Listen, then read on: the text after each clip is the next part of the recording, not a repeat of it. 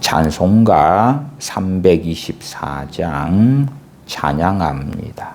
예수 나를 오라 하네, 예수 나를 오라 하네. 어디든지 주를 따라 주와 같이 가오렵네.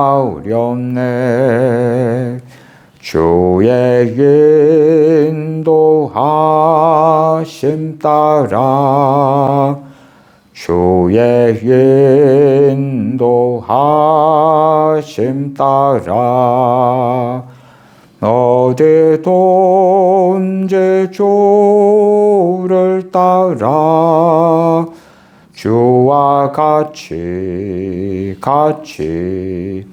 가오렵네. 겟세마네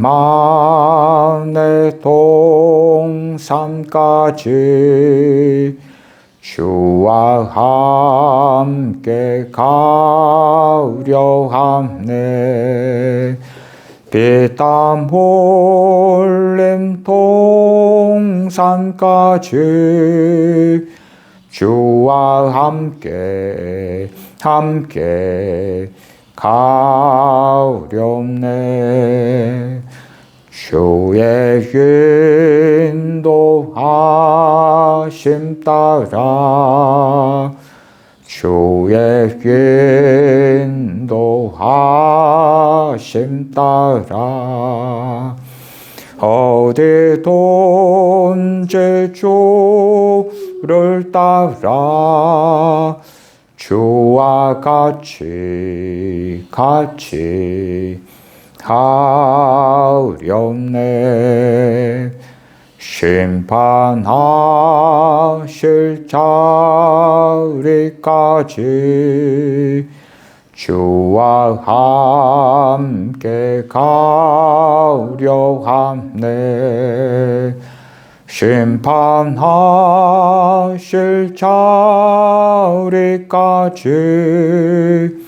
주와 함께 가오렵네. 주의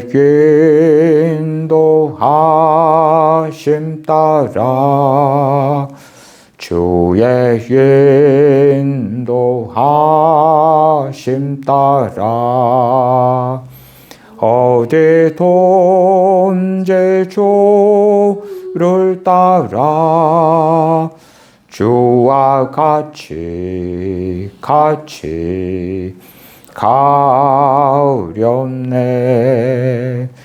주가 고심 논에 내려 나를 항상 돌보시고 거신 영광 보여주며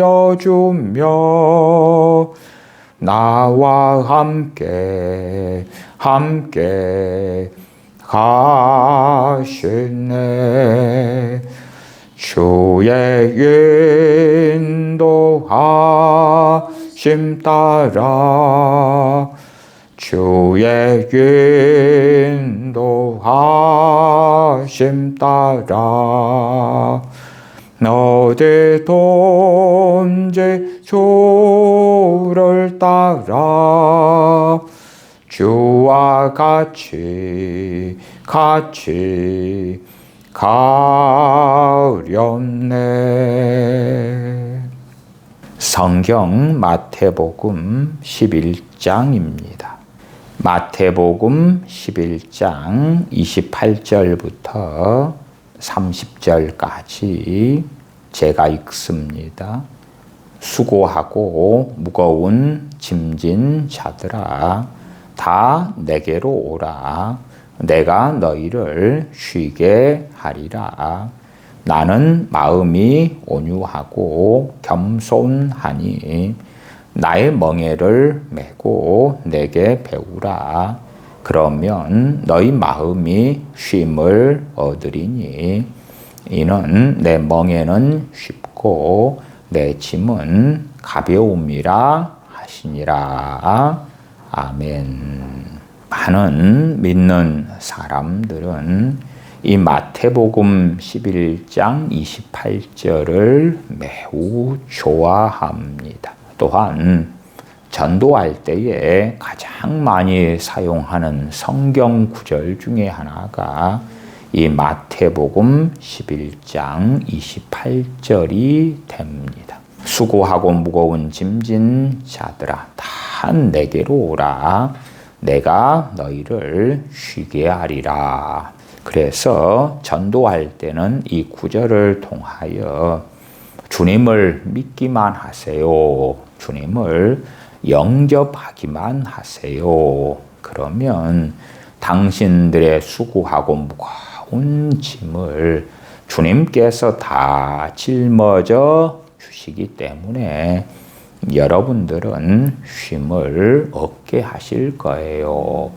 여러분의 재정적인 짐, 건강의 짐, 자녀의 짐, 남편과 아내의 짐, 상처라는 짐들, 무수히 많은 당신들에게 고통을 안겨주는 짐들을 주님을 영접하시고 믿기만 하신다면 주님께서 당신들을 쉬게 하실 거예요. 그렇게 마태복음 11장 28절에서 멈추고 그러면서 주님께서 친히 하신 말씀을 왜곡하기를 좋아합니다. 그래서 주님의 복음이 전파되면서 유감스럽게도 주님의 십자가의 복음이 많은 경우 왜곡되고 변질되는 경우가 많더라.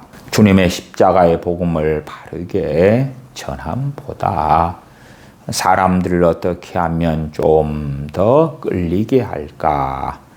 사람들이 더 환영하는 주님의 복음으로 만들까? 그래서 사람들의 귀에 듣기 좋은 주님의 말씀들 얼마를 중간에서 조각조각 잘라내어 사람들에게 주님을 선전하는데 사용하지요.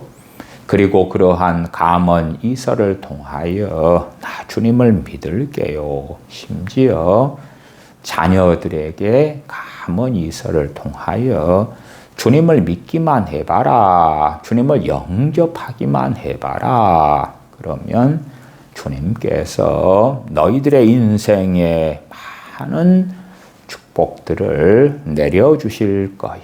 기도만 해봐라. 주님께서 많은 응답들로 네게 주실 거야. 그렇게 진리의 말씀들을 쉽게 왜곡해 버립니다. 무엇보다도 CCM 같은 곡들을 통하여 하나님의 말씀들을 왜곡하는 일들이 너무 많다는 말씀은 여러 차례 드려왔습니다. 또한 주일학교 같은 데서 율동을 하면서 부르는 많은 곡들, 그러한 곡들을 통하여 유치부 때부터 왜곡되면서 하나님을 잘못 알게 되면서 아이들이 교회 안에서 자라더라. 그러기 때문에 머리가 굵어지면서는 현실과 자기들이 배운 하나님의 말씀이라고 주장해 왔던 것들과는 너무 다르기 때문에 하나님은 계시지 않아, 우리 주 예수 그리스도는 계시지 않아 하면서 떠나는 일들이 일상이 되어져 왔습니다. 그리고 많은 경우 현 시대의 교회는 그렇게 자녀들과 청년들이 교회를 떠나기 때문에 교회가 지금 시대에 매력이 없어졌어.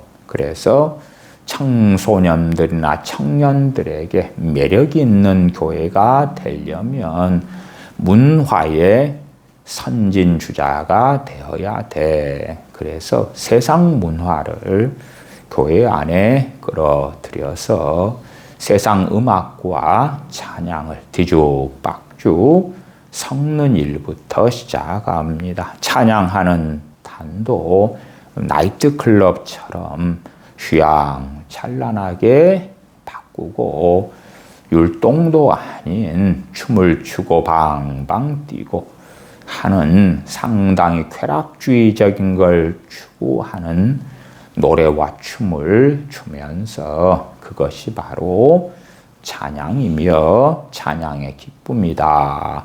이렇게 할 때에 청소년들이 청년들이 교회로 다시 모여들 것이다 하는 일들은 참으로 많아지고 있습니다. 계속 마태복음 11장 29절을 보십시다.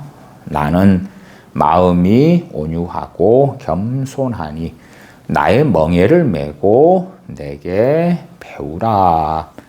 그러면 너희 마음이 쉼을 얻으리니. 주님을 믿는다고만 해서 쉼을 얻는 것이 아니구나. 또한 쉼을 얻는 것도 마음이 쉼을 얻는 것이구나. 환경이 아니구나. 돈 문제가 아니구나. 심지어 건강 문제가 아니구나. 대인관계의 문제가 아니구나. 남편, 아내, 부모, 형제, 자녀들의 문제가 아니구나. 마음의 문제구나. 아무것도 염려하지 말고 너희 구할 것을 기도와 간구로 하나님께 감사함으로 하래라. 그리하면 모든 지각에 뛰어난 하나님의 평강이 너희 마음과 생각을 지키시리라. 마음의 쉼을 얻는 것이구나. 그리고 마음의 쉼을 얻으려면 주님의 멍에를 메고 주님께 배워야 하는구나 하는 말씀이 명백하게 마태복음 11장 29절에 나와 있습니다. 그러면 우리 주님은 어떠한 분이신가 할 때 주님께서는 자신에 대하여 증거하시기를 나는 마음이 온유하고 겸손하니. 우리가 주님의 멍에를 메고 주님께 배우면 우리는 결과적으로 어떠한 사람이 되겠습니까? 온유의 사람이 되고 주님처럼 겸손의 사람이 되고 주님께서 아버지의 말씀에 순종하셨던 것처럼 순종의 사람이 되는 것이지요. 이 주님의 멍에에 대하여 이 멍에는 무엇인가 할 때에 종교개혁자 존 칼빈은 그리스도의 교훈이며 그리스도의 말씀에 따라 순종하는 것이고 주님의 멍에는 그리스도의 교훈이고 또한 그리스도의 다스림을 받는 것, 우리 주 예수 그리스도께 순종하는 것, 주님께서 주신 우리 각자의 십자가를 짊어지는 모든 것을 포함하는 것입니다. 그렇기 때문에 멍에는 그리스도의 통치 아래 들어가는 것입니다. 증거합니다. 우리가 주님의 멍에를 메고 살아가려면 주님께 순종해야 되죠. 그러려면 우리는 때마다 일마다 순간순간 내 뜻, 내 욕망, 내 감정, 내 지혜, 내 명철로 살지 아니하고 주님의 통치 가운데 살려면 주님을 찾고 구하며 의지하는 수밖에는 없는 것입니다. 그것이 바로 하나님의 임재 가운데 사는 비결이다. 하나님과 동행하는 비결이라고 계속 말씀드리고 있습니다. 우리 주님의 겸손에 대하여 말씀하는 많은 말씀들 가운데 마태복음 21장 5절에는 시온 딸에게 이르기를 네 왕이 네게 임하나니 그는 겸손하여 나귀 곧 멍에 매는 짐승의 새끼를 탔도다. 스가랴 9장 9절의 말씀을 인용하여 주님께서 말씀하셨습니다. 주님께서는 겸손하시기 때문에 멍에 매는 짐승의 새끼인 나귀 새끼를 타셨다고 말씀해요. 만왕의 왕 만주의 주 되신 주님께서 예루살렘에 입성하시는데 주님께서는 나귀 새끼를 타셨습니다. 로마 황제, 바벨론의 황제, 페르시아의 황제 이런 자들이 자신의 도성에 입성할 때는 그들은 수많은 말들과 병거들, 군대들, 갑옷을 입고 그들의 찬사와 호의 가운데 영광스럽게 자신의 도성에 입성했지요. 그러나 주님께서는 이 나귀인 밭을 갈고 짐을 나르고 평민들이 노동하는 데 사용하는 멍에를 매는 그러한 짐승 위에 올라타셔서 예루살렘에 입성하셨어요. 왜냐하면 주님께서는 겸손하셨기 때문에 그러하시다. 나귀는 멍에 매는 대표적인 짐승이지요. 대한민국의 과거의 소들 가운데 황소는 멍에 매는 짐승으로 사용하는 일소여서 멍에를 메고 주인이 그를 끌고 원하는 대로 데려가서 짐을 나르게 하거나 수레를 끌게 하거나 밭을 갈게 했었어요.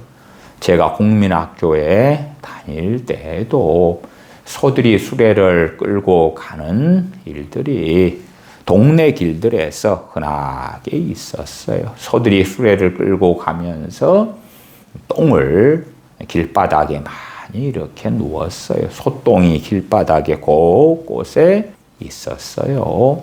그러한 장면들을 쉽게 보죠. 우리 주님께서는 아버지께서 주신 멍에를 메고 사셨어요. 그러시면서 주님께서는 자신의 멍에를 우리들에게 그리스도인들 제자들에게 매라고 말씀하시는 거예요. 주님의 통치 속에 주님의 다스림 속에 살면서 순종하라고 말씀하시는 거예요. 찰스 스펄전 목사님은 주님의 멍에를 매는 것은 왕 대신 그리스도께 복종하는 것입니다. 동일한 의미예요. 마틴 로이존스 목사님은 멍에는 자기 뜻을 버리고 그리스도를 주인으로 모시는 삶입니다. 우리는 주님을 찾고 구하며 주님의 도우심, 성령님의 도우심, 하나님의 은혜가 아니면 우리의 뜻이 앞서고 우리의 욕망이 앞서고 우리의 판단, 우리의 지식, 우리의 지혜, 우리의 명철이 앞서는 삶을 삽니다. 그것이 어떤 일에 잘됨을 가져오고 성공을 가져올 수 있고 형통함을 가져올 수 있으나 그것은 주님의 멍에를 메고 사는 삶은 아닌 것입니다. 그러한 삶을 믿는 사람들이 살고 자신이 주도권을 가지고 자신이 통치자의 자리에서 삽니다. 그런 가운데 잘 일들을 수행해 나갈 수 있어요. 그러나 그렇게 살아가는 그리스도인들의 삶이 하나님을 영화롭게 하지 아니하고 그리스도의 통치 가운데 사는 삶이 아니다 하는 것입니다. 주님의 멍에를 메고 주님께서는 자신에게 배우라고 말씀하십니다. 무엇을 배웁니까? 첫째, 주님의 온유입니다. 두 번째, 주님의 겸손입니다. 세 번째, 순종에 대한 것입니다. 먼저 온유와 겸손에 대하여 살펴보면서 그 가운데 겸손에 대하여 좀 더 자세히 살펴보려고 합니다. 왜냐하면 우리가 왜 순간순간 하나님을 찾고 구하며 의지하며 기도할 수밖에 없는가 하는 것을 말씀드리기 위함이고, 그것이 하나님의 임재 가운데 사는 비결이기 때문에 그러합니다. 바로 그것이 하나님과 동행하는 삶의 비결이기 때문에 그러하다. 온유는 하나님께 순복하며 사람을 향하여 부드럽고 오래 참으며 자신의 권위를 함부로 주장하지 않는 성품이다 하고 일반적으로 정의합니다. 주님의 온유. 구체적으로 주님께서는 어떠한 온유한 삶을 사셨는가? 죄인들과 함께 식사하셨습니다. 바리새인들 같은 경우는 세리들과 죄인의 친구로 주님께서 행하시는 걸 보고 판단하며 비난했습니다. 그러나 주님께서는 세리들과 죄인들을 따뜻하게 받아들이셨고, 내가 의인을 부르러 온 것이 아니요 죄인을 부르러 왔노라 말씀하셨습니다. 주님의 온유는 죄에 대하여 덮어버리거나 묵인하시는 것이 아니라 죄인들을 자비로 대하시는 온유였습니다. 주님께서는 요한복음 8장에 가늠한 여인을 정죄하지 않으셨습니다. 가늠한 여인이 죄를 안 지었다는 것이 아니에요. 죄는 용인하지 않으셨기 때문에 가늠한 여인에게 다시는 가서 죄를 짓지 말라고 말씀하셨어요. 그러나 그 여인을 불쌍히 여기셨던 것이고, 그것이 주님의 온유였습니다. 그 여인에게 주님께서는 나도 너를 정죄하지 아니하노니 가서 다시는 죄를 범하지 말라 말씀하셨습니다. 주님께서 요한복음 21장에 자신을 3번이나 부인한 베드로 사도에게 부활하신 후에 찾아가셔서 그를 회복시키기 위하여 물으십니다. 요한의 아들 시몬아, 네가 다른 사람들보다 나를 더 사랑하느냐? 요한의 아들 시몬아, 네가 나를 사랑하느냐? 요한의 아들 시몬아, 네가 나를 사랑하느냐? 주여 그러하외다, 그러하외다. 사랑의 고백을 베드로 사도에게서 주님께서는 3번이나 받으시면서 내 양을 먹이라, 내 양을 치라 말씀하시며 주님 주신 사명을 다시금 그에게 확고하게 명하시는 것입니다. 그렇게 자신을 3번이나 부인했던 베드로 사도, 그러나 회복시키시는 그에 대하여 참으시며 사랑하시는 주님의 온유를 우리는 봅니다. 주님께서 십자가 위에서 달려 계실 때에 자기를 십자가에 못 박게 한 유대인들과 또한 로마 병사들을 위하여 아버지 하나님께 기도하십니다. 아버지여 저희를 사하여 주옵소서. 주님께서 그렇게 기도한 대상인 저희가 누구인가 할 때에 초대교회 교부들이나 종교개혁자들이나 청교도 등 대부분이 동의하는 것은 주님을 십자가에 못 박은 그 유대인들 전체이며 나아가 로마 병사들, 그에 관계된 로마인들도 포함되어서 주님께서 하신 기도였다 증거합니다. 아버지여 저희를 사하여 주옵소서. 자기의 하는 것을 알지 못함이니이다. 주님의 온유지요. 우리는 핍박하는 자를 위하여 기도하라, 원수를 사랑하라 하는 주님의 명령을 받습니다. 그러나 그러한 일, 그러한 상황 가운데 우리는 그렇게 할 힘이 있습니까? 그렇게 할 능력이 우리에게 있습니까? 핍박당하고 억울한 일을 당할 때에 정말 쉽게 우리는 상처받고 원수 마귀가 틈을 타고 들어오게 되는 경우는 얼마나 많습니까?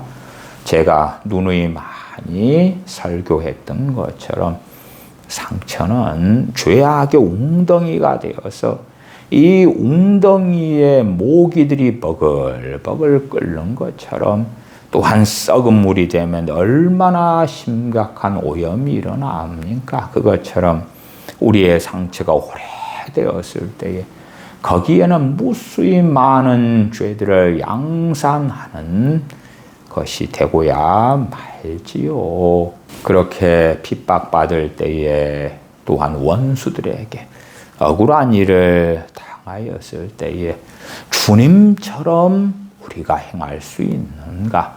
주님의 통치 아래에 들어갈 때에 성령님의 도우심과 하나님의 은혜로 가능하다 하는 것입니다. 주님께서 마태복음 11장 30절에 이는 내 멍에는 쉽고 내 짐은 가벼움이라. 우리가 주님 없이 주님의 말씀대로 살아야 되겠다. 주님의 교훈대로 주님의 말씀에 순종하는 삶을 살 수 있다. 아닙니다. 아닙니다. 누가 원수를 어떻게 사랑합니까?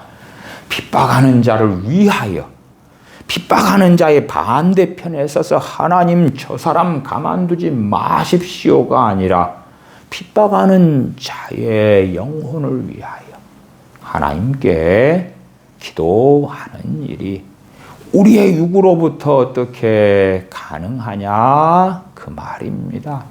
그래서 주님께서 내 멍에는 쉽고 내 짐은 가벼움이라 하실 때에 많은 사람들은 이해하지 못합니다. 왜냐하면 주님을 믿지만 자기의 힘으로 자기의 능력으로 살아가는 걸 선택하고 살기 때문에 유감스럽게도 대부분의 경우에 주님의 멍에는 쉽지 않고 가볍지 않은 걸 경험하기 때문에 그래요.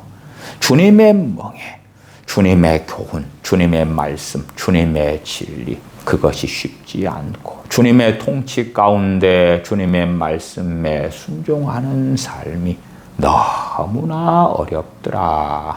왜냐하면 주님의 통치 가운데 주님의 다스림 가운데 들어가지 않기 때문에 그래요. 주님을 의지하지 않기 때문에 그래요. 단지 나 예수님 믿어요. 영접했어요. 나 그리스도인이에요. 그러니까 주님의 통치 가운데 산다고 해주세요. 나는 그렇게 믿을래요. 주님의 다스리심을 나는 받고 살아요. 그렇게 생각하는 경우가 많더라.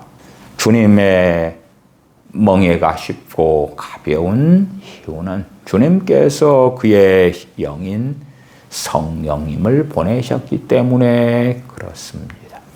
주님의 다스리심을 원하고 주님의 통치를 원하며 주님을 의지하는 사람들에게 그리스도의 영 되신 성령님께서 역사하시며 도우실 것이기 때문에 주님의 멍에는 쉽고 주님의 짐은 가볍다 하는 것입니다. 우리가 시장에 다닐 때 되면 손수레를 끌고 다니시는 나이 드신 분들을 종종 보지요. 과거에 그러한 편리한 기구가 없을 때는 머리에 또바리를 이고 등에 등짐을 지고 그렇게 다녔었는데 손수레라는 편리한 도구가 나오니까 무거운 짐도 거기에 얹어가지고 바퀴가 있으니까 나이 드신 분들도 수월하게 끌고 갈 수 있더라. 그렇게 하는 것처럼 주님께서는 자신의 멍에는 쉽고 주님의 짐은 가볍다고 말씀하시는 거예요. 물론 우리 대부분의 삶에서 경험되지 않는 일이 되고야 말지요. 많은 크리스천들은 나는 주님을 믿어요. 그리고 때마다 예배드려요. 또한 교회 목사님들이 이걸 하세요 하는 봉사, 섬김들을 나는 해요. 구역예배 셀 모임 모이세요. 그러면 나는 그렇게 해요. 당신 대표기도 하세요. 안내위원 하세요. 성가대 봉사 하세요. 차량 봉사, 주차 요원으로 봉사, 그런 것들 하라 그럴 때 나는 해요. 21일 다니엘 기도회를 합시다. 열심히 하세요. 해요. 그렇게 사는 삶에 만족하고 진실로 주님의 멍에를 메고 주님께 배우는 삶과는 거리가 먼 우리 신자들이 너무나 많다 하는 것입니다. 주님처럼 아버지여 저희를 사여 주옵소서. 자기 하는 것을 알지 못함이니이다. 이렇게 온유 가운데 행할 수 있느냐? 원수를 사랑함 가운데 행할 수 있느냐? 우리의 힘으로는 가능하지 않습니다. 마태복음 27장에 주님께서 십자가에 달리시기 전에 침뱉음을 당하셨고 조롱을 당하셨고 채찍질을 당하셨습니다. 많은 주님께서는 그들에 대하여 적대감을 품지도 않았고 맞대응하지도 않고 순순히 그러한 참담한 일을 겪으셨습니다. 주님께서는 예루살렘을 보시면서 우셨던 것을 압니다. 하나님의 심판을 예루살렘에 대하여 선언하시면서도 예루살렘 때문에 우셨습니다. 왜냐하면 주님의 온유는 죄인들을 불쌍히 여기시는 마음이었기 때문에 그러합니다. 사복음서에서 참으로 많이 주님의 온유하심을 발견할 수가 있어요. 주님의 온유처럼 우리가 주님을 닮아가면 온유한 사람이 되어야 하지요. 그러나 우리의 삶의 자리에서 그것이 주님 의지하지 않고 하나님의 도우심을 구하지 않고 주님 안에 아버지 안에 거하지 않고 어찌 가능합니까? 성령님의 도우심이 아니면 가능하지 않아요. 그냥 인간사를 순리대로 살아가는 대부분의 일은 우리의 재능, 우리의 능력, 우리의 재정, 우리의 지혜, 학식 등으로 가능해요. 그러나 그것은 주님의 멍에를 메고 사는 삶은 아니다 하는 것입니다. 주님의 겸손을 생각해 보십시다. 주님께서는 이 땅에 오셔서 세례 받으셨습니다.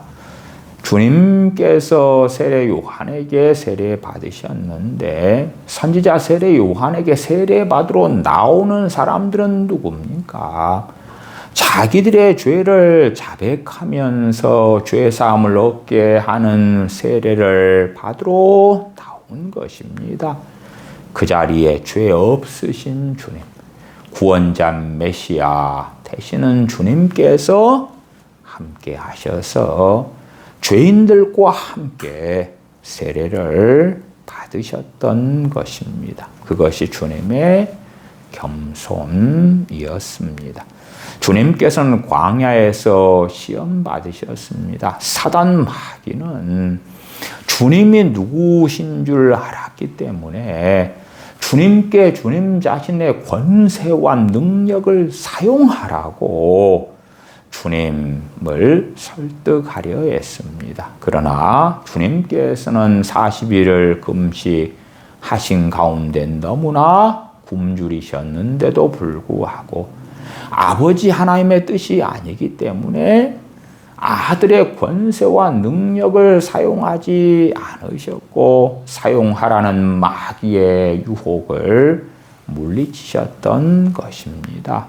왜요? 그것이 아버지 하나님의 뜻에 복종하시는 주님의 겸손이었기 때문에 그렇습니다. 주님은 주와 선생님이신데도 종들이 하는 제자들의 발을 씻기는 일을 하셨지요. 그리고 너희도 이와 같이 하라 말씀하셨지요. 그것이 주님의 겸손이죠. 주님께서는 섬기러 오셨고 섬김을 받으러 오신 것이 아니다 말씀하시면서 끝까지 섬기는 분으로 사셨습니다. 요한복음 8장 50절에는 나는 내 영광을 구치 아니하나 주님께서는 자신의 영광을 구하는 삶을 전혀 살지 않고 아버지의 영광을 위한 삶을 사셨습니다. 자신의 영광을 구하지 않는 그 삶이 진실로 겸손한 삶이지요. 겸손한 자는 자기의 영광을 구하지 않고 교만한 자는 자기의 영광을 구합니다. 겸손한 자는 자기 중심에서 하나님 중심으로 바뀌고 교만한 자는 자기 중심성 가운데 계속하여 살고 자기의 영광, 자기의 만족, 자기의 명예, 자신의 찬사를 구하지요. 요한복음 5장 19절에 주님께서는 내가 진실로 진실로 너희에게 이르노니 아들이 아버지 하시는 일을 보지 않고는 아무것도 스스로 할 수 없나니 아무것도 스스로 할 수 없다. 주님같이 지혜로우신 분이 어디 있습니까? 또한 주님께서 공생의 사역을 하실 때에도 한량없는 성령님의 기름 부으심 가운데 행하셨습니다. 아들의 능력, 아들의 권세, 성령님의 한량없는 기름 부으심. 그러나 주님은 증거하셨어요. 아버지 하시는 일을 보지 않고는 아무것도 스스로 할 수 없나니 항상 아버지 하나님의 뜻을 따르셨고 아버지 하나님의 뜻에 자신을 맞추셨던 것입니다. 그렇기 때문에 우리 주님께서는 항상 아버지 하나님께 나아갔고 아버지께서도 아들을 혼자 두지 아니하셨노라 증거하셨습니다. 누가복음 22장 42절에 주님께서 겟세마네 동산에서 기도하시면서 내 원대로 마옵시고 아버지의 원대로 되기를 원하나이다. 우리의 많은 기도는 우리의 원함만 담겨 있습니다. 우리의 원함만. 하나님 이것이 이렇게 되기를 원합니다. 저것이 저렇게 되기를 원합니다. 성도들이 하나님의 나라를 위하여 고난받는 것은 신약 성경에 참 놀랍고 많이 강조되는 주제가 됩니다. 그러나 우리는 어떠한 고난이 닥치면 고난 가운데 연단받고 인내를 배우기보다도 또한 고난 가운데서 하나님의 뜻이 우리에게 성취되기를 바람보다 그 고난을 빨리 제거해 달라고 우리의 원함만 가지고 기도하는 거예요. 주님께서는 십자가를 앞두시고 내 원대로 마옵시고 아버지의 원대로 되기를 원하나이다 기도하셨습니다. 무엇보다도 주님의 십자가, 죄인들의 죄짐을 짊어지시는 십자가로 기꺼이 나아가셨습니다. 왜냐하면 주님은 겸손하셨기 때문에 그렇습니다. 겸손은 무엇입니까? 자기의 뜻이 아니라 하나님의 뜻을 앞세우며 하나님의 뜻 가운데 그것이 십자가를 지는 길이라 할지라도 걸어가는 것이지요. 주님의 가장 위대한 겸손에 대하여 빌립보서 2장 6절에서 8절은 이렇게 증거합니다. 그는 근본 하나님의 본체시나 하나님과 동등됨을 취할 것으로 여기지 아니하시고 오히려 자기를 비워 종의 형체를 가지사 사람들과 같이 되셨고 사람의 모양으로 나타나사 자기를 낮추시고 죽기까지 복종하셨으니 곧 십자가에 죽으심이라. 주님께서 자기를 낮추시고 죽기까지 복종하기를 아버지께서 원하셨기 때문에 주님께서는 그 길을 걸어가셨습니다. 주님께서는 자기를 비워서 종의 형체를 가지셨고 자기를 낮추셨고 죽기까지 복종하셨으니 십자가에 죽으심이라. 베드로 사도에 대하여 주님께서 어떠한 죽음으로 하나님께 영광 돌릴지를 그에게 증거해 주셨지요. 주님께서 원하시는 죽음, 베드로 사도의 인생의 세상의 영광도 주고 무수히 많은 교회도 세우고 무수히 많은 열매도 거두고 세상의 안락과 만족과 행복도 얻게 하고 그러한 것들을 약속하신 것이 아니라 젊어서는 너가 원하는 대로 다니는데 늙어서는 띠띠우고 그리고 끌려가서 죽임당하는 그것으로 하나님께 영광 돌리라고 주님께서 말씀하신 것이에요. 그것이 바로 베드로 사도에게 원하신 겸손 가운데 하나였다. 겸손은 단순하게 자신을 낮추거나 자기를 비하하거나 나는 못났어요, 못났어, 자기 혐오, 자기 비판, 공산주의로 하면 자아 비판, 결코 그런 것이 아닙니다. 우리는 구약 성경과 신약 성경에서 정말 많은 우리 그리스도인들이 겸손해야 하는 것에 대하여 말씀하는 많은 성경 구절들을 발견합니다. 주님의 겸손 또한 주님의 멍에를 메고 주님의 겸손하심처럼 주님을 닮아가기 위하여 겸손에 대하여 좀 더 자세히 살펴보겠습니다. 스바냐 2장 3절에는 여호와의 규례를 지키는 세상의 모든 겸손한 자들아. 겸손한 자들, 세상에 살고 있는 모든 겸손한 자가 누구냐? 여호와의 규례를 지키는 자들이다. 자기의 뜻, 자신의 욕망이 아니라 하나님의 말씀을 지키는 것, 하나님의 말씀에 순복하는 그 사람이 바로 겸손한 사람이다. 우리가 하나님의 말씀을 지키기 위하여서는 하나님의 은혜가 아니고서는 안 됩니다. 우리의 힘과 능력으로 하나님의 말씀에 순종하는 삶이 진실로 가능합니까? 우리의 힘과 능력, 지혜, 지식으로 하나님의 말씀에 순종하는 삶이 가능했다면 우리 주님께서 아버지께 구하여 보혜사 성령님을 보내지 않으셔도 됐을 것입니다. 오직 성령님이 너희에게 임하시면 너희가 권능을 받고 예루살렘과 온 유대와 사마리아와 땅끝까지 이르러 내 증인이 되리라. 너희는 세상의 소금이라 세상의 빛이라. 소금과 빛의 삶, 주님의 제자의 삶, 주님의 증인된 삶은 성령님의 도우심 아니면 안 되는 것입니다.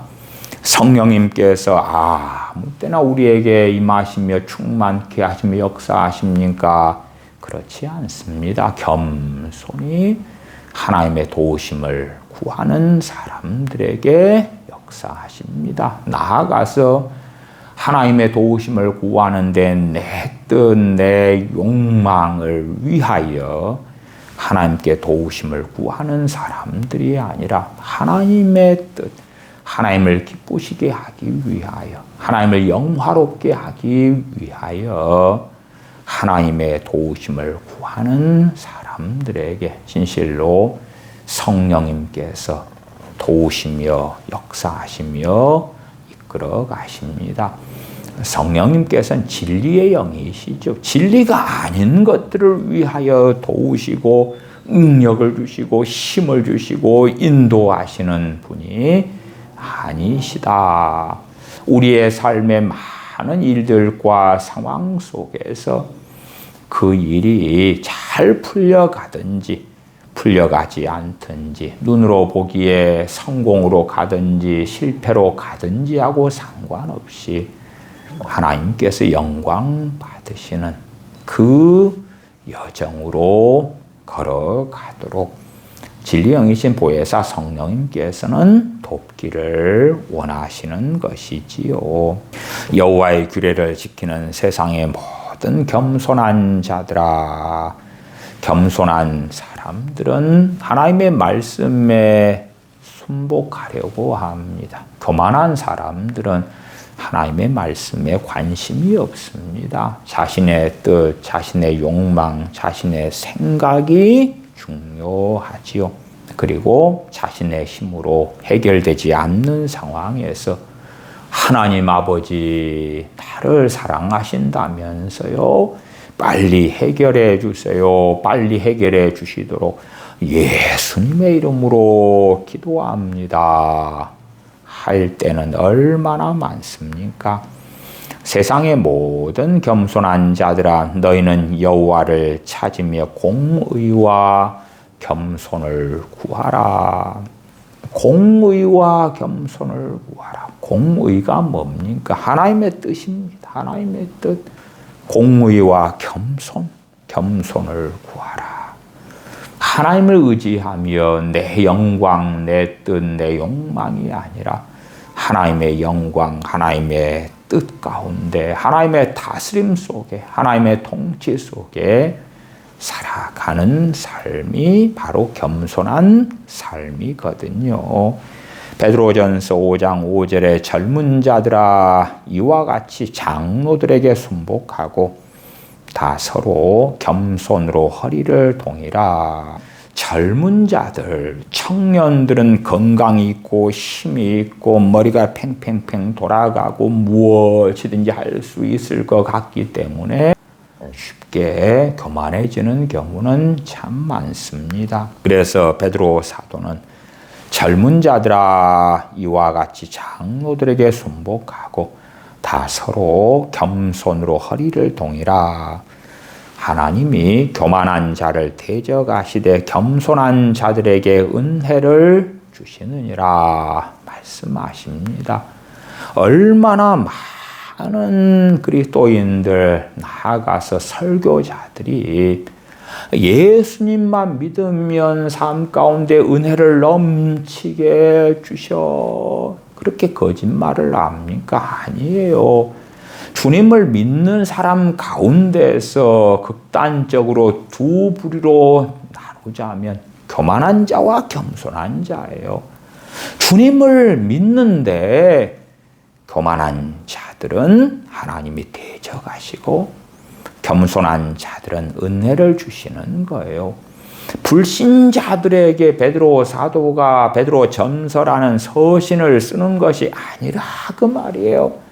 신자들에게 쓰면서 신자들이 걷는 길이 교만의 길과 겸손의 길 두 길이 있는데 당신들이 교만한 자로 살아간다면 하나님께서 당신 편이 아니라 당신들을 대적하시는 분인 것을 볼 것이고, 당신들이 겸손한 자로 살아간다면 은혜를 주시고 또 주시는 것을 당신들은 누릴 것이라고 증거하는 것이에요. 잠언 16장 18절은 교만은 패망의 선봉이요 거만한 마음은 넘어짐의 앞잡이니라. 실상은 우리가 교만하면 하나님을 의지하지 않습니다. 그러다가 내 힘, 내 능력으로 안 되는 때만 하나님을 찾아요. 그러나 우리가 주님을 닮아가면서 겸손해져 가고 겸손해져 간다면 점점 하나님을 찾고 의지할 때가 많을 수밖에 없다는 것을 명백히 알고 깨닫고 보게 됩니다. 겸손과 교만에 대하여 초대교회 교부들과 종교개혁자들 또 하나님의 사람들의 증언을 들어보십시다. 요한 크리소스톰은 겸손은 모든 덕의 뿌리입니다. 겸손한 사람은 자신이 하나님 없이는 아무것도 아니라는 사실을 압니다.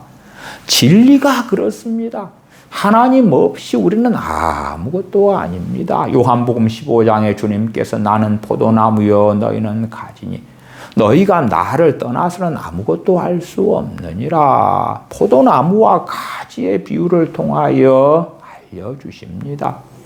포도나무 가지가 포도나무에서 떨어져서 스스로 과일을 맺을 수 있습니까? 그럴 수 없습니다. 스스로 꽃을 피울 수 있습니까? 그럴 수 없는 것이에요.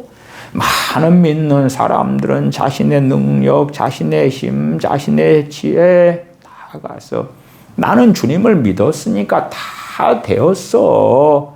나는 크리스찬이야. 거기에 몰두할 때가 참 많아요. 그러나 겸손은 자신이 하나님 없이는 아무것도 아니라는 사실을 아는 것이라고 요한 크리소스톰은 증거합니다. 반면에 교만은 하나님보다 자기 판단을 더 신뢰하는 것입니다. 하나님보다 자기 생각, 자기 판단, 자기 뜻, 자기의 분별, 자기의 능력, 자신의 지혜, 그것을 더 의지하는 것이지요. 어거스틴은 겸손을 가장 많이 말한 교부였습니다.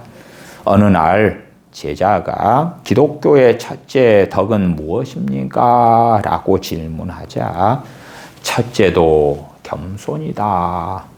둘째도 겸손이다. 셋째도 겸손이다고 답변했습니다. 겸손은 하나님께 모든 것을 의존하는 마음이라고 그는 증거했습니다. 모든 것을 하나님께 의존하는 마음이다. 신자들의 한계를 직면할 수밖에 없는 대표적인 말씀으로 데살로니가전서 5장 16, 17, 18절을 말씀드렸어요. 항상 기뻐하라. 우리 그리스도인 각자의 힘으로 가능합니까? 쉬지 말고 기도하라. 우리의 힘으로 가능합니까? 우리의 의지로 가능합니까? 범사에 감사하라. 가능합니까? 항상 기뻐하라. 우리가 무엇으로 인하여 기뻐할 수 있습니까? 여호와 하나님으로 인하여, 우리 주 예수 그리스도로 인하여, 그의 은혜와 사랑으로 인하여. 그러나 실제로 우리의 삶 가운데는 기쁨을 가져오는 일들은 많지 않습니다. 그러한 일들 가운데서라도 난 여호와로 인하여 기뻐하는 것이 과연 가능한가? 우리는 그냥 그리스도인이지만 세상을 살아갈 뿐이에요. 많은 경우 그냥 살아가요. 하나님의 말씀을 염두에 두지 않고 살아간다 그 말이에요. 그냥 살아가요. 살아가다가 어려운 일이 생기면 주여 그럴 뿐입니다. 그러나 하나님의 말씀에 직면하여 내가 이 말씀을 행하면서 사는 것이 그리스도인이고 제자의 삶이라는 것을 안다면 그 하나님의 말씀 앞에 설 수밖에 없는 거예요. 그러면 우리 하나님을 찾고 또 찾고 또 찾고 의지할 수밖에 없는 것입니다. 그것이 겸손이고 우리 주님께서는 겸손의 가장 아름다운 본을 우리에게 보여주셨습니다. 교만은 자기 자신에게 돌아서는 것이다. 자기의 지혜를 의지하고 자신의 능력을 의지하고 자신의 힘을 의지하는 대로 돌아서는 것. 그래서 우리 많은 그리스도인들은 평상시에는 교만하게 살아가. 내 판단, 내 지혜, 내 지식, 내 능력으로 살아가다가 안 될 때만 하나님 해결해 주세요 합니다. 교만은 모든 죄의 시작입니다. 사탄의 타락도 아담의 타락도 교만 때문이었습니다. 어거스틴은 말합니다. 마틴 루터는 겸손은 자신이 아무것도 아님을 알고 그리스도만을 자랑하는 것입니다. 인간은 하나님 앞에서 완전히 의존적인 존재에 불과합니다. 현 시대에 만들어지는 많은 CCM곡들 또한 많은 설교자들이 강단에서 하는 설교들은 얼마나 그리스도인이 아름다운가 위대한가 존귀한가 귀한가 사랑스러운가 그런 것들을 통하여 자존감을 띄우는 그런 가르침을 많이 하지요. 종교개혁자 마틴 루터는 우리 인간은 그런 존재가 아니다. 인간은 하나님 앞에서 완전히 의존적인 존재일 뿐입니다. 증거합니다. 반면에 교만은 자기의입니다. 자신의 선행으로 하나님 앞에 설 수 있다고 생각하는 것이 교만입니다. 교만한 사람들은 자기가 했던 아름다운 것들을 기억합니다. 자신의 봉사, 자신의 기도 생활, 자신의 선행, 자신의 구제, 자신의 섬김, 비가 오나 눈이 오나 새벽 기도에 빠지지 않고 살았던 것, 몇 명을 전도했던 것, 어떠한 선교 여행을 갔던 것, 1000번제를 얼마나 했던 것, 성경을 몇 독 했던 것, 그런 것들을 기억해요. 왜? 그것을 의지할 때에 마음이 뿌듯해지고 위로가 되고 만족이 되기 때문에 그것은 진실로 교만한 사람일 뿐이다고 마틴 루터는 이야기해요. 교만은 자기의 의를 붙드는 것이다. 선행이든지 자랑거리든지 그걸 붙드는 사람은 그는 말하고 있는 거예요. 그것으로 하나님 앞에 설 수 있다고. 아니요.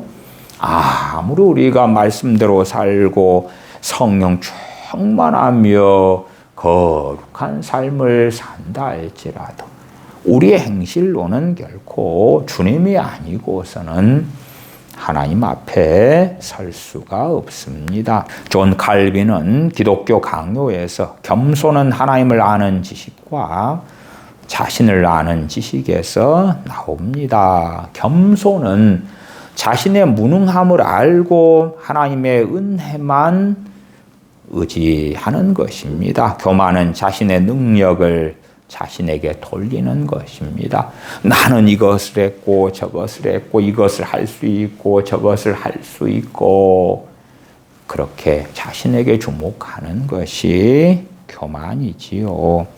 청교도 토마스 왓슨은 겸손은 자기 죄를 아는 것입니다. 또한 하나님의 은혜를 아는 것입니다. 증거했습니다. 겸손은 자기의 죄를 아는 것이다.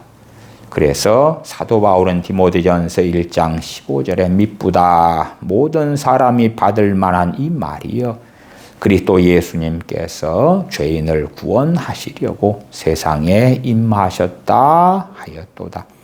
죄인 중에 내가 괴순이라. 사도 바울은 겸손하였기 때문에 자기의 죄를 알고 있었습니다.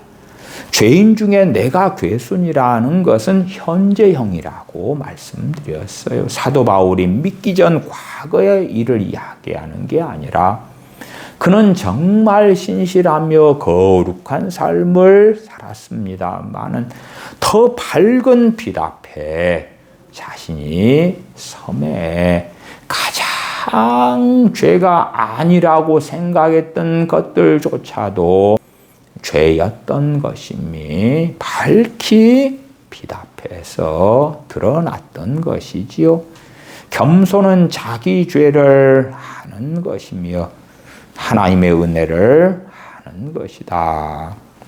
사도 바울은 고린도전서 5장 10절에서 그러나 나의 나 된 것은 하나님의 은혜로 된 것이니 내게 주신 그의 은혜가 헛되지 아니하여 내가 모든 사도보다 더 많이 수고하였으나 내가 아니요 오직 나와 함께 하신 하나님의 은혜로다. 우리가 기도 생활을 하는데 기도 생활이 어렵습니까? 그러면 하나님을 의지하지 않고 기도하는 것입니다. 기도하는 것이 너무 쉽고 잘 됩니까? 그러면 기도의 은혜를 주신 것이지 당신의 경건 때문은 결코 아닙니다. 말씀을 가까이 하려는데 잘 되지 않습니까? 그러면 말씀을 가까이 하는 것에 하나님을 의지하지 않기 때문에 그렇습니다. 그러나 말씀의 은혜가 있고 말씀의 기쁨이 됩니까? 그러면 하나님께서 말씀 생활의 은혜를 풍성히 주셨기 때문에 그렇습니다. 존 오웬은 겸손은 성령님께서 자신의 죄를 깨닫게 하실 때에 생기는 마음이다 증거했어요. 성령님께서 우리의 죄를 비춰주시고 깨닫게 해주시니까 내가 누구인지 칼빈 목사님 이야기로 한다면 인간을 아는지 내가 어떤 존재인지를 깨닫는 거예요. 세상 사람들은 성령님을 받지 못하지 않습니까? 성령님께서 신자인 우리에게 역사하셔가지고 죄를 깨닫게 해주시는 거예요. 그럴 때에 우리는 어찌 겸손케 되지 않을 수가 있는가? 억지로 자기를 비하하고 낮추는 것하고는 다른 것입니다. 찰스 스펄전 목사님은 겸손에 대하여 많이 설교한 설교자입니다. 그는 겸손은 자신을 바르게 평가하는 것입니다. 자신을 과소평가하는 것도 아니고 과대평가하는 것도 아닙니다. 하나님 앞에서 자신을 있는 그대로 보는 것입니다. 우리는 교만이나 겸손을 사람과 사람 사이로 만들 때가 많아요. 그러나 겸손의 본질은 뭐냐? 그러면 하나님 앞에서입니다. 하나님의 거룩하심, 그리고 내가 나름대로 성도로 크리스천으로 거룩하게 살아간다 할 때에 다른 형제들의 거룩함과 나의 거룩함, 다른 형제들의 순종과 나의 순종, 다른 형제들의 기도 생활과 나의 기도 생활을 비교하는 것이 아니라 하나님의 거룩하심 앞에 내 거룩하심을 비교하는 거예요. 그러나 그것은 비교가 됩니까?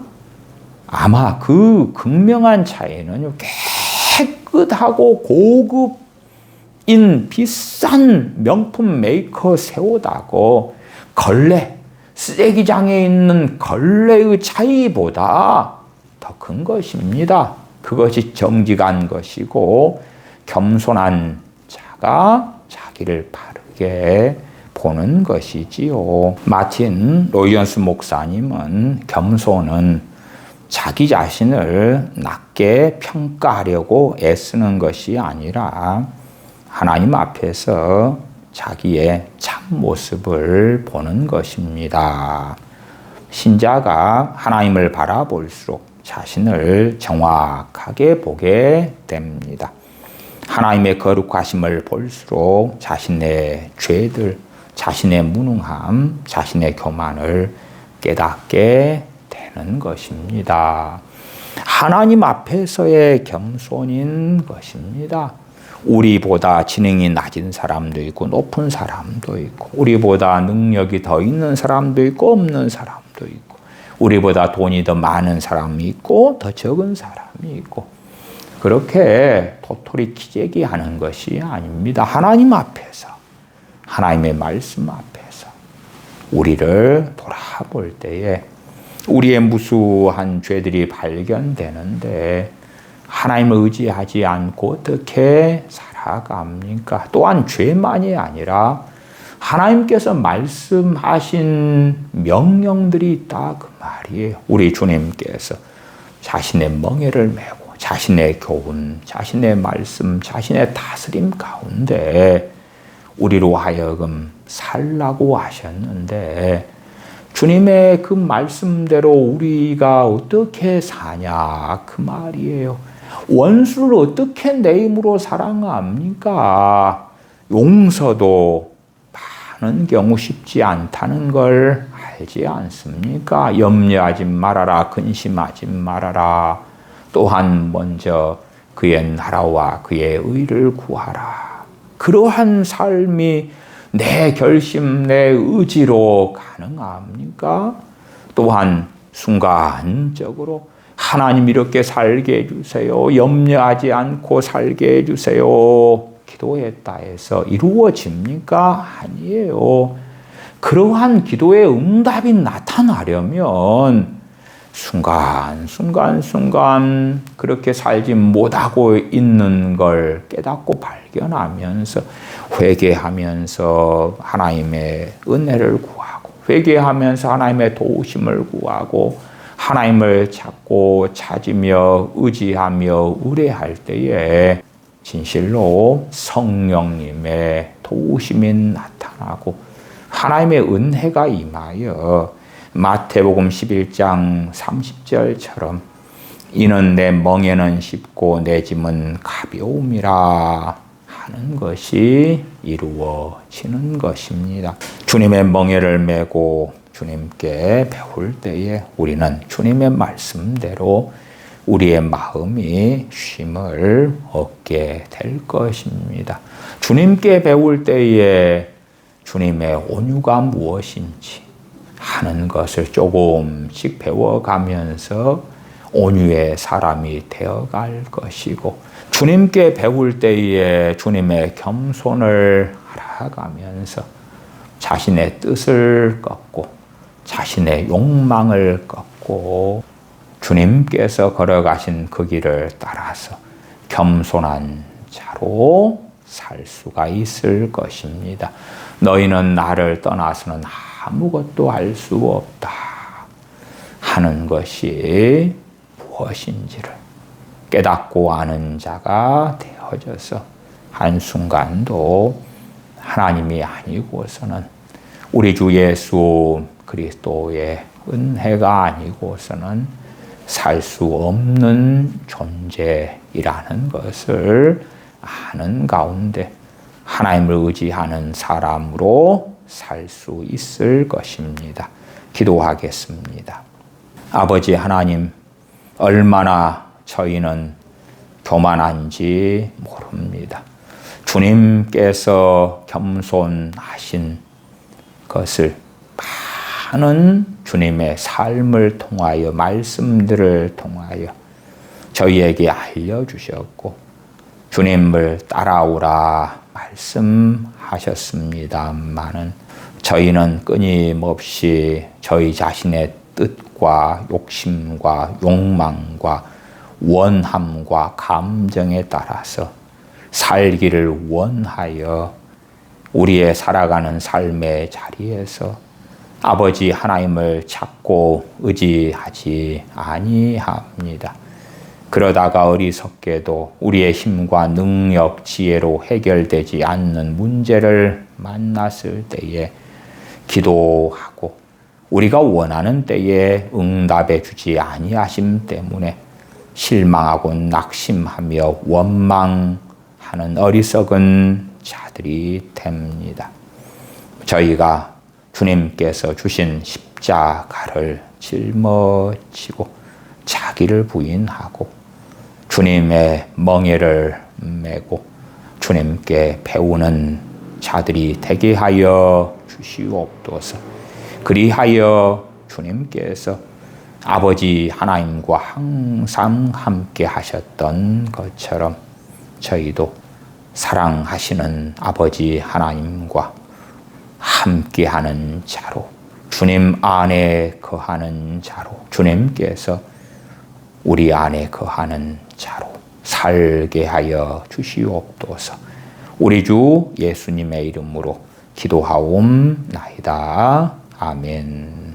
축도하겠습니다.